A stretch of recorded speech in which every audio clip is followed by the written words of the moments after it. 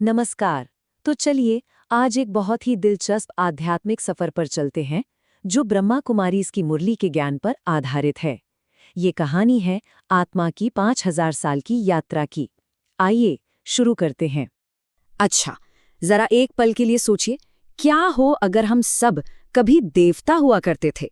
एक ऐसी दुनिया में रहते थे जहां दुख का कोई नामो निशान ही नहीं था। ये सुनने में भले ही हैरान करने वाला लगे, पर यही हमारी आज की कहानी का केंद्र है, हमारी वो भूली हुई दिव्य पहचान। तो सवाल ये उठता है कि ये जो इतना गहरा ज्ञान है ये आता कहाँ से है। स्रोत के मुताबिक ये एक आध्यात्मिक पिता का संदेश है जो आत्माओं को उनकी असल कहानी याद दिलाने के लिए भेजा गया है। अब यहाँ पर एक बहुत ही इंटरेस्टिंग बात सामने आती है। इस ज्ञान के दो पिता बताए गए हैं। पहले हैं रूहानी बाप यानी निराकार शिव, जो ज्ञान के असली सागर हैं, और दूसरे हैं जिस्मानी बाप प्रजापिता ब्रह्मा, जो उस ज्ञान को हम तक पहुंचाने का एक माध्यम बनते हैं। और जब ये दोनों एक साथ काम करते हैं ना, तो उन्हें प्यार से बाप दादा कहा जाता है। इस पूरे ज्ञान की नींव आप कह सकते हैं बस एक शब्द पर टिकी है, श्रीमत। इसका मतलब क्या है? मतलब उस एक सर्वोच्च पिता से मिली सबसे ऊंची, सबसे श्रेष्ठ सलाह। और कहा जाता है कि सिर्फ इसी सलाह पर चलकर कोई भी आत्मा फिर से श्रेष्ठ बन सकती है। ठीक है, तो अब जरा पीछे चलते हैं एकदम शुरुआत में और देखते हैं कि आत्मा अपनी मूल स्थिति में, अपने ओरिजिनल फॉर्म में कैसी थी, जब वो पूरी तरह से पवित्र और दिव्य थी। पता है, स्रोत के अनुसार शुरुआत में भारतवासी ही देवता थे। उनकी सूरत तो मनुष्यों जैसी ही थी, लेकिन उनकी सीरत मतलब उनके गुण वो देवताओं वाले थे। उस समय पृथ्वी पर सचमुच स्वर्ग था।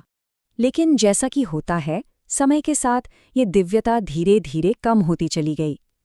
आप इस टाइमलाइन में देख सकते हैं, यात्रा शुरू होती है सतयुग से, यानी स्वर्ण युग से, जब आत्मा एकदम 100% पवित्र थी।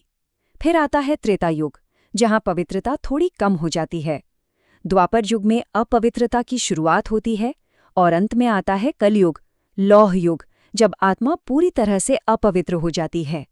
और बस यही गिरावट हमें आज के समय में ले आती है। तो अब सवाल ये है कि आज की दुनिया इतनी दुख और पीड़ा से भरी क्यों है? स्रोत इसकी एक बहुत ही साफ तस्वीर दिखाता है। इसके लिए ना एक बहुत ही शक्तिशाली रूपक का इस्तेमाल किया गया है। स्रोत कहता है, ये सारी मनुष्यों की दुनिया लंका है, ये है ही रावण राज्य। इसका सीधा सा मतलब ये है कि आज की दुनिया विकारों और दुख के शासन में है, और हर आत्मा यहाँ शांति के लिए भटक रही है। और ये स्लाइड तो इस फर्क को बहुत ही खूबसूरती से दिखाती है। एक तरफ है सतयुग, जिसे अशोक वाटिका कहा गया, मतलब ऐसा बगीचा जहाँ कोई शोक था ही नहीं, कोई अकाल मृत्यु नहीं होती थी। और दूसरी तरफ है कलयुग, जो है शोक वाटिका, जहाँ हर कदम पर दुख है, तकलीफ है। तो अब सबसे बड़ा सवाल, इस शोक वाटिका से निकलने का रास्ता क्या है? क्या अपनी उस असली पवित्र स्थिति में वापस जाया जा सकता है? अच्छी खबर यह है कि स्रोत के अनुसार हाँ, बिल्कुल, और इसके लिए एक बहुत साफ रास्ता बताया गया है। और ये रास्ता ना 3 बहुत ही सीधे साधे कदमों में समझाया गया है। पहला कदम, पिता को याद करना, मतलब लगातार उस एक रूहानी बाप की याद में रहना।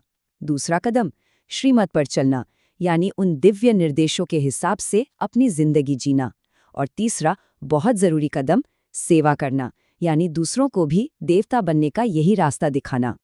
और जो इस रास्ते पर चलता है ना, उसे एक बहुत प्यारा नाम दिया गया है, खुदाई खिदमतगार, यानी ईश्वर का सच्चा सेवक।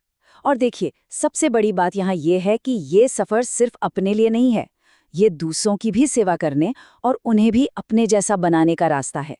और अब हम पहुंचते हैं इस पूरी कहानी के सबसे दिलचस्प मोड़ पर, कि आखिर इस चक्र का अंत कैसे होगा और एक नए स्वर्ण युग की, एक नई सुबह की शुरुआत कैसे होगी। देखिए, स्रोत के मुताबिक इस लौह युग के अंत की कुछ निशानियां तो हमारे सामने हैं ही, जैसे विनाशकारी बॉम्ब का बनना या भूकंप जैसी प्राकृतिक आपदाएं, पानी की कमी। लेकिन इंटरेस्टिंग बात यह है कि इन्हें सिर्फ विनाश की तरह नहीं देखा जाता, बल्कि इन्हें दुनिया को एक नए युग के लिए तैयार करने की एक जरूरी प्रक्रिया माना जाता है। तो मतलब एक तरफ विनाश की तैयारी है, तो दूसरी तरफ उसी के साथ साथ निर्माण का काम भी चल रहा है। स्रोत ये बात पूरे विश्वास के साथ कहता है कि नई दैवी दुनिया मतलब सतयुग की स्थापना अभी इसी समय हो रही है। यही आने वाले कल की उम्मीद है। और आखिर में ये जो पूरा 5000 साल का चक्र है ना, इसे एक नाटक की तरह देखा गया है जिसमें हर आत्मा का अपना एक पार्ट है। तो सोचने वाली बात यह है कि इस विशाल नाटक में कोई अपनी भूमिका को कैसे निभाना चाहेगा। ये एक ऐसा सवाल है जिस पर हम सब थोड़ा सोच सकते हैं। ओम शांति।